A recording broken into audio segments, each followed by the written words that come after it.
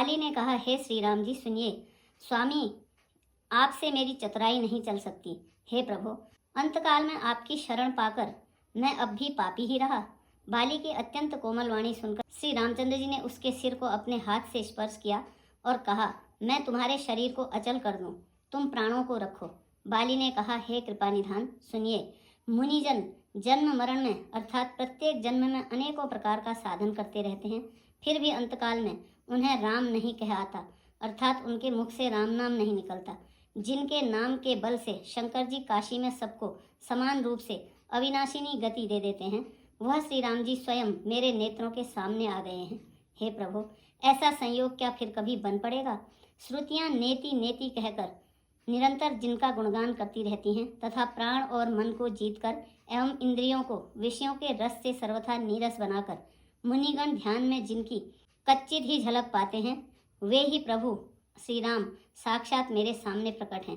आपने मुझे अत्यंत अभिमानवश जानकर यह कहा कि तुम शरीर रख लो, परंतु ऐसा मूर्ख कौन होगा जो हठ पूर्वक कल्प वृक्ष को काटकर उससे बबूर के बाढ़ लगावेगा, अर्थात पूर्ण काम बना देने वाले आपको छोड़कर आपसे इस नश्वर शरीर की रक्षा चाहेगा। हे नाथ, अब मुझ पर दया दृष्टि कीजिए और मैं जो वर मांगता हूँ उसे दीजिए। मैं कर्मवश जिस योनि में जन्म लूँ वहीं श्री राम जी आपके चरणों में प्रेम करूँ। हे कल्याणप्रद प्रभु, यह मेरा पुत्र अंगद विनय और बल में मेरे समान ही है, इसे स्वीकार कीजिए और हे देवता और मनुष्यों के नाथ, बाँह पकड़कर इसे अपना दास बनाइए। श्री राम जी के चरणों में दृढ़ प्रीति करके बाली ने शरीर को वैसे ही आसानी से त्याग दिया जैसे हाथी अपने गले से फूलों की माला का गिरना न जाने। श्री रामचंद्र जी ने बाली को अपने परम धाम भेज दिया। नगर के सब लोग व्याकुल होकर दौड़े। बाली की स्त्री तारा अनेकों प्रकार से विलाप करने लगी। उसके बाल बिखरे हुए हैं और देह की संभाल नहीं है। तारा को व्याकुल देखकर श्री रघुनाथ जी ने उसे ज्ञान दिया और उसकी अज्ञानता हर ली।